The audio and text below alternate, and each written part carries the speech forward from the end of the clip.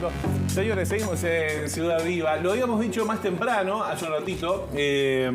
Vamos a presentar un informe que organizó. Pidió el CLAE a pedido de UNICEF, estaba entreverado el tipo en el arranque, y que tiene que ver con las realidades que se dieron en diferentes barrios de la capital, y se llama Vivir en tiempos de COVID. Se trabajó en el municipio de, y estamos con algunos de sus responsables acá, con Juan Pablo Mótola y también con Daniela Barrales. Gracias a ambos por venir. ¿Cómo andan? Muchísimas gracias. Un gusto estar compartiendo este espacio y obviamente muy agradecidos por la posibilidad de difundir los resultados. Un placer que estén por acá. ¿Cuánto tiempo insumió este trabajo? El trabajo de campo más o menos llevó 2 meses y algo del año pasado. Y después tiene todo un trabajo de análisis, que eso lleva mucho más, y de escritura del informe, o sea que más o menos en total un año y algo. Ahí está. Hasta la presentación. Ahí está. Decíamos, un trabajo que se realizó en la órbita del municipio de, que tiene realidades bastante variopintas, ¿no? Es un territorio muy amplio de Montevideo y que tiene barrios con realidades pero muy diferentes, ¿no? En ese sentido, ¿qué se encontraron y por qué se arrancó en el municipio de en este caso? En primer lugar, como te decía al principio, agradecer esta posibilidad en nombre de CLAE y UNICEF de poder compartir este resultado, que creemos que es súper oportuno el momento, ¿sí?, en que estamos hablando de esto, justamente ahora que se está disipando un poco las nieblas del COVID y que empezamos a comprender sí qué fue lo que sucedió. Sí, algo que es de CLAE siempre creemos importante al momento de responder estas preguntas es hacerlo con un enfoque territorial y es hacerlo con un enfoque que permita justamente captar las múltiples formas, ¿sí?, en que se fue transitando la pandemia. Y justamente en el municipio de convergían diferentes realidades, diferentes dinámicas territoriales, ¿sí?, diferentes barrios, y eso hacía también que fuera un desafío, ¿sí?, poder comprender cómo los hogares, familias y comunidades, la comunidad de residentes en el municipio de fueron transitando, ¿sí?, esa situación de pandemia. Y eso justamente creemos que le da un valor, ¿sí?, adicional, ¿sí?, en la medida que permite también aproximarnos a captar esas realidades y dinámicas territoriales, sí, que obviamente condicionan la forma en que uno puede transitar, ¿sí?, la pandemia o las múltiples pandemias. Ahora, ¿y qué dicen esas realidades, ¿no? Esto de trabajar en territorio y estar hablando con las personas. Porque claro, este tipo de informes generalmente, que ya aprovecho de decir que se presenta el próximo miércoles en el CLAE a partir de las 18 horas, y tuvieron la deferencia de presentarlo aquí previamente con nosotros. Pero más allá de números y datos fríos que de alguna manera arrojan este tipo de informes, ¿con qué se quedaron de lo que recogieron en territorio? Tenemos como varios niveles como de análisis, que lo pueden ver en el informe, que ya está subido en la web, pero lo vamos a presentar, como dijiste, el miércoles.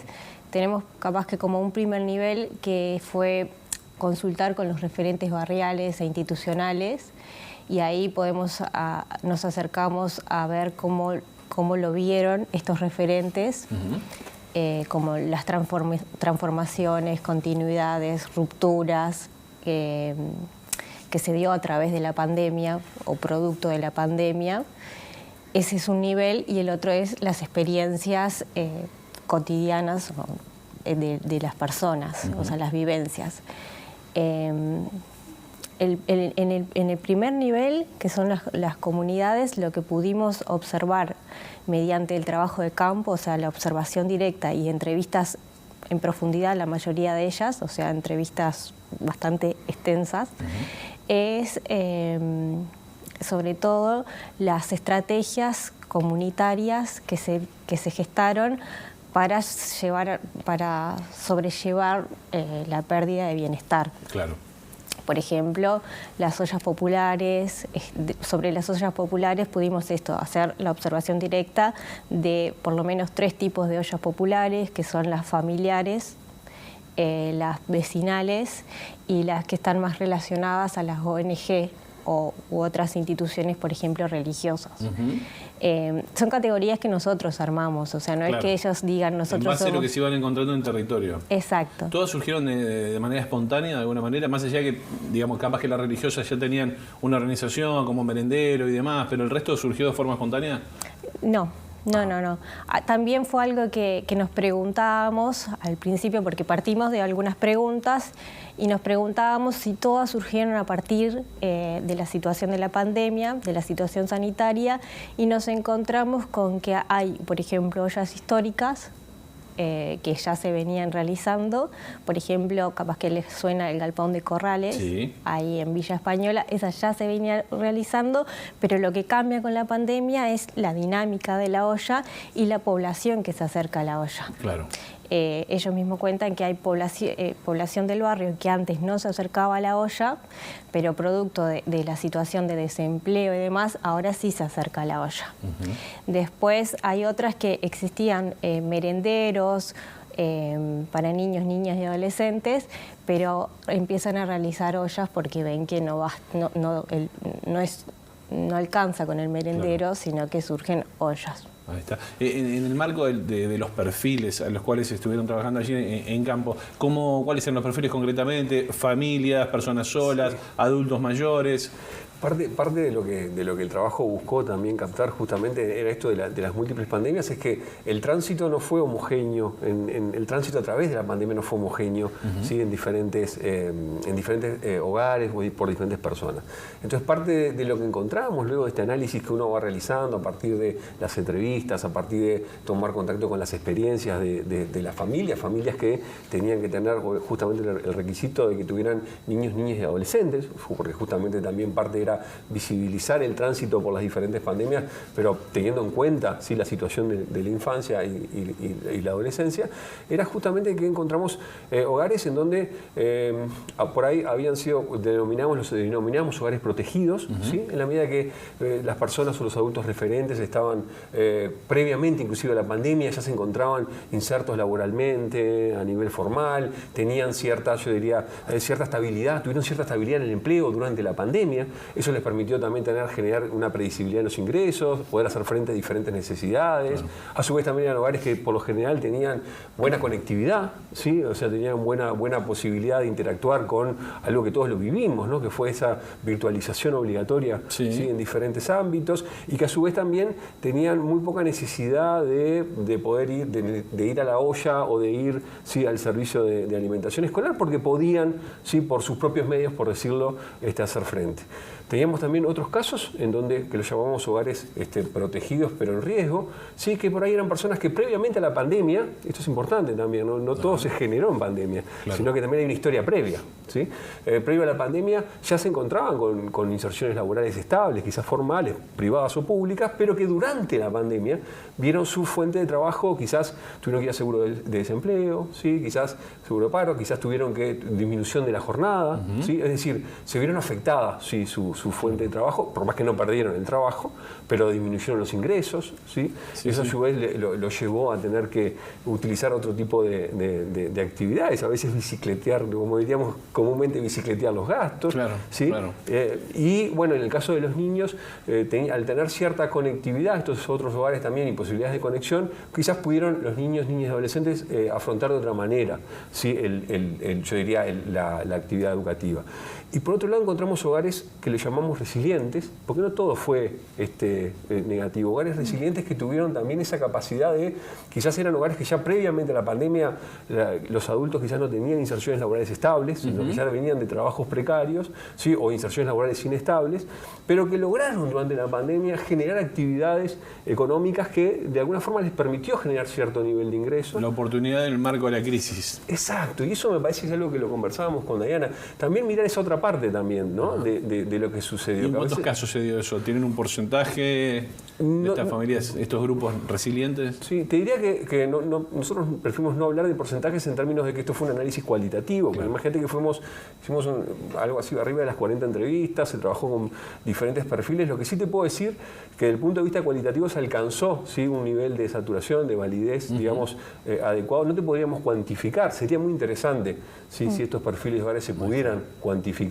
como una etapa posterior, pero bueno, sí rescatar eso otro de la experiencia, ¿no? Hubieron lugares que sí tuvieron esa posibilidad, muchas veces porque los adultos ya venían con una habilidad, con un activo previo, una experiencia laboral o un cierto emprendimiento propio, aunque sea pequeño, ¿sí? Y sobre esa base lograron generar actividades sustitutivas. Digamos que no los agarró tan mal parados como le pudo haber pasado a una persona que tenía todo asegurado, digamos, Exacto. y no tuvo que salir a remarla, hablando pronto y mal. Totalmente, inclusive hay experiencias súper interesantes, ¿sí? Después Daniela puede compartir alguna de ellas, pero súper interesantes de personas que de alguna forma sobre la marcha, digamos, no se quedaron de brazos cruzados, sino que intentaron, ¿sí? Yo diría, dar un paso adelante y les sirvió como un empujoncito para poder llegar. ¿Tenemos alguna así como para contar? Sí, creo que también lo que aprovecharon fue que venían haciendo, no solo capitalizaron, que habían hecho, no sé, cursos porque en este municipio también lo que se caracteriza es que,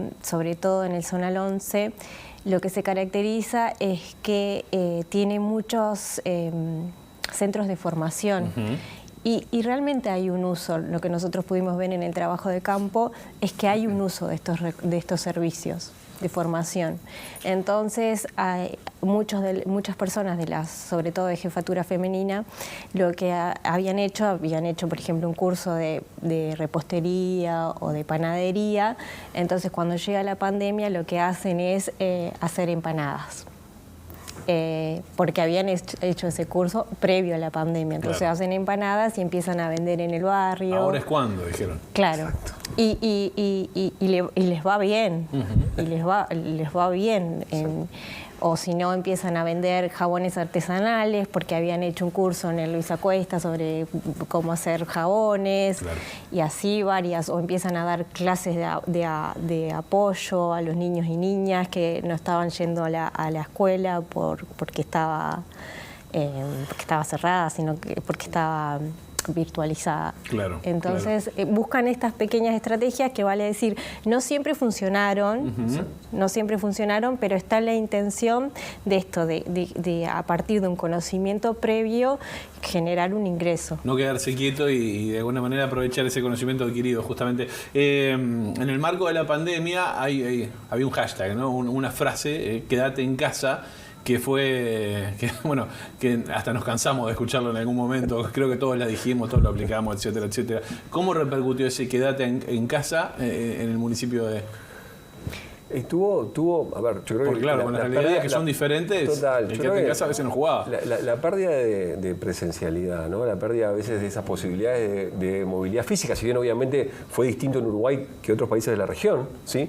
Eso trajo consigo en cierta medida también la pérdida de la posibilidad de ciertos espacios de sociabilidad que estaban generados a nivel comunitario, mismo a nivel de servicios sociales, o lo que puede ser el mundo de la educación, por ejemplo, también, que, bueno, esos dispositivos, en la medida de que pasaron a una modalidad virtual o en alguna medida inclusive la participación disminuyó desde el punto de vista físico y presencial, eso obviamente también genera, yo diría a veces, esos espacios jugaban como una especie de vía de escape de algunas realidades, ¿sí? de realidades familiares o realidades, ¿sí? a nivel de los hogares, que bueno, en la medida que se fue también perdiendo, generó ciertas tensiones a veces emocionales y a veces propiamente de la convivencia, ¿no? Imaginémonos que hay otros estudios que se han realizado post pandemia en donde el tiempo de permanencia en el hogar, ¿sí? Creció de forma muy importante, especialmente en niños de 5 a 12 años, por ejemplo. Entonces, eso también lo veíamos a nivel cualitativo, ¿sí? Cuando uno analizaba las experiencias de las familias, porque veía que justamente convivir en un mismo tiempo y espacio, ¿sí? Actividades que en algún momento no estaban en ese mismo tiempo y espacio, pensando, por ejemplo, situaciones de teletrabajo o a veces situaciones justamente de pérdida de empleo que hacían que las distintas generaciones convivieran, ¿sí? en el hogar. Obviamente eso también generó ciertas tensiones en la convivencia. Y también pensando, por ejemplo, desde una perspectiva de género, también la sobrecarga de algunos roles, ¿sí? femeninos al momento de pensar, por ejemplo, lo que tenía que ver con los cuidados. Claro. ¿Sí? Con los cuidados de esos niños, que antes era un tiempo que había otros dispositivos institucionales, ¿sí? que de alguna forma se hacían cargo, educación inicial o el CAIF, ¿sí? o educación primaria, y que ahora todo eso pasaba, ¿sí? ese tiempo a estar en la órbita de la familia. Bueno, quizás es muy específico, pero en base a lo que vos estabas diciendo, Juan Pablo, ¿qué pasa con la salud mental? ¿Cómo repercutió? En el trabajo que hicieron en territorio ustedes. Bueno, con respecto, también va relacionado a lo que decía Juan Pablo,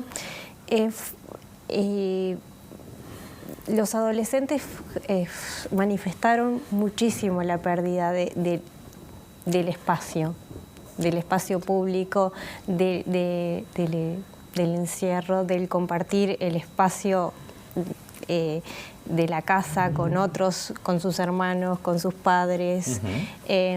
Nosotros hicimos énfasis en ver cómo estaba la salud mental justamente en los adolescentes, niñas, niños y adolescentes, pero claro, no entrevistamos niñas y niños, sino que entrevistamos adolescentes desde 12 años hasta los 18 años, y ahí fue muy notable como ellos y ellas hablaron de cómo se sentían, no solo con respecto al encierro, sino también con respecto a la educación, cómo se sentían sobrecargados, cómo se sentían preocupados por la salud de ellos, pero sobre todo por la salud de sus padres, de sus vecinos y demás.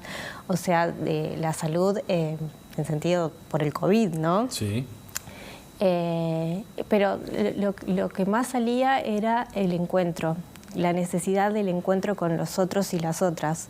Por ejemplo, también con respecto al municipio previo a la pandemia, no sé si ustedes conocen, supongo que sí, por ejemplo, se generaban espacios de skate, de patines y demás que está volviendo. Sí. Y bueno, había todo esto de que esos espacios se necesitaban. Y más cuando, relacionado también a la pregunta anterior, en este municipio, lo muestra lo cuantitativo, pero también lo cualitativo, hay un problema habitacional, o sea, de las viviendas. Hay viviendas muy pequeñas y también muy precarias, no en todo el municipio, claro. También lo mismo, no podemos generalizar porque hay distintas realidades, sí. Pero en algunos barrios y algunas zonas del municipio en donde viven familias muy numerosas. Entonces, los adolescentes tenían las plazas o estos lugares donde podían encontrarse con amigos y amigas como vías de escape a estos lugares. Salir un poco de la dinámica actual y que la coyuntura justamente te obligaba a estar en esos lugares, ¿no? Claro, hay lugares muy lindos allí como el Crece, como el Sacude, ¿no? Lugares específicamente diseñados para socializar. Exacto. Inclusive en esa misma línea que va Diana, que es bien interesante, esa retirada de los espacios privados, digamos, ¿no? Que implicó, ¿no? el tema de cuidarnos en la interacción, ¿no? En cuidar la burbuja, ¿sí? Y demás, que estaba muy fuerte. También a veces fue de la mano de asumir quizás otros roles a la interna familiar. Claro. ¿Sí? Por ejemplo, adolescentes que empezaron a generar, por ejemplo, situaciones de cuidado, ¿sí? En términos de hermanos menores, infancia, personas quizás mayores también. Entonces, también esa retirada, ¿no? O sea, no solamente para ponernos en lugar de ellos, no solamente es esta cuestión de perder espacio de sociabilidad, de interacción con otros, con mi grupo de pares, que tiene una importancia bien importante en este momento del ciclo vital, digamos, sino que también eso implicó a veces asumir otras responsabilidades a la interna familiar. Entonces, ese doble juego también es como en el piso, ¿no? Del posicionamiento de cómo venía siendo mi vida y ahora sí lo que está pasando luego de que esto se da. Como un crecimiento obligado, digamos. Por ejemplo, ¿no? Por ejemplo, que a su vez también, imagínate esto, si yo también le sumo, ¿no? Dentro de esta cantidad de situaciones y de factores, yo le sumo pensar en continuar mis estudios, ¿sí?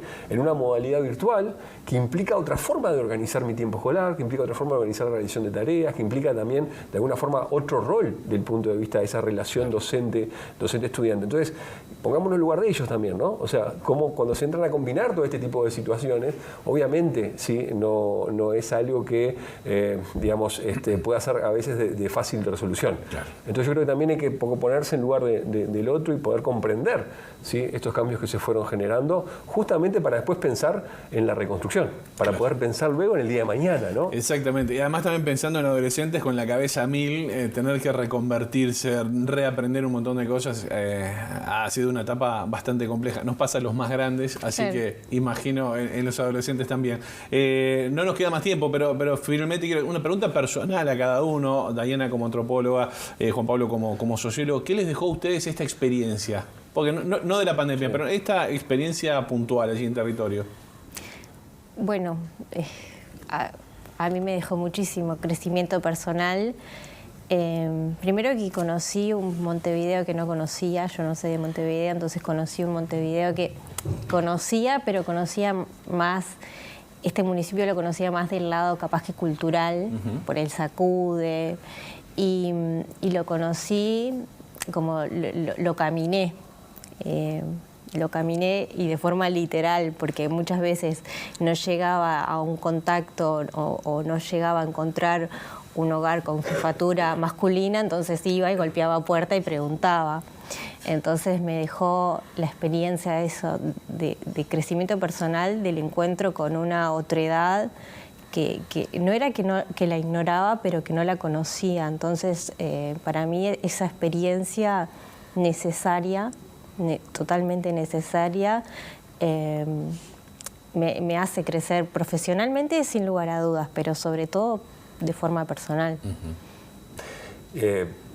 Primero, algo que me parece que fue muy fuerte y es hacer visible que la sociedad uruguaya tiene activos que salieron a la luz, ¿sí?, al momento de vivir esta situación adversa. ¿Sí? Y activos que van desde el vecino que se moviliza para poder llegar la olla, esa posibilidad de asociarse con la sociedad civil organizada, con el sector público, con el sector privado. Eso vino la tormenta, ¿no? Explotó el Vesubio, digamos, y la gente se movilizó y ese activo jugó a favor de mantener el bienestar de los hogares. Y eso me parece que es algo que la sociedad uruguaya debería también verlo y no perderlo de vista. Y lo segundo, que también creo que es muy fuerte y patente, es la forma en que se transitó el COVID, ¿sí?, no es independiente de lo que va a ser el futuro de esos hogares y de esas personas. Entonces, lo importante es que podamos reconstruir, podamos entender cómo se transitó, cómo se vivió, ¿sí?, el COVID, para después, a partir de ahí, ¿sí?, poder pensar la reconstrucción de eso, ya sea para llegar a una situación pre-COVID, o ya sea no previa, ¿no?, como reconstitutiva, por decirlo de alguna manera, o así también como pensar también aquellos que por ahí no la pasaron también durante este proceso, cómo poder, sí, ayudar a que esa mochila pese un poco menos. Y eso me parece que es otro de los elementos importantes. Aplicar la experiencia. Juan Pablo Mótola, Diana Barrales, gracias a ambos por estos minutos. Muchísimas gracias a ustedes, en nombre de CLAE, de UNICEF, en la posibilidad de poder difundir estos resultados. Con mucho gusto, esta es su casa. Bueno, y como decíamos, este trabajo será presentado el próximo miércoles a las 6 de la tarde en el CLAE. Tuvimos un adelanto acá con mucho gusto en Ciudad Viva. Nosotros ahora hacemos una breve pausa, ya seguimos.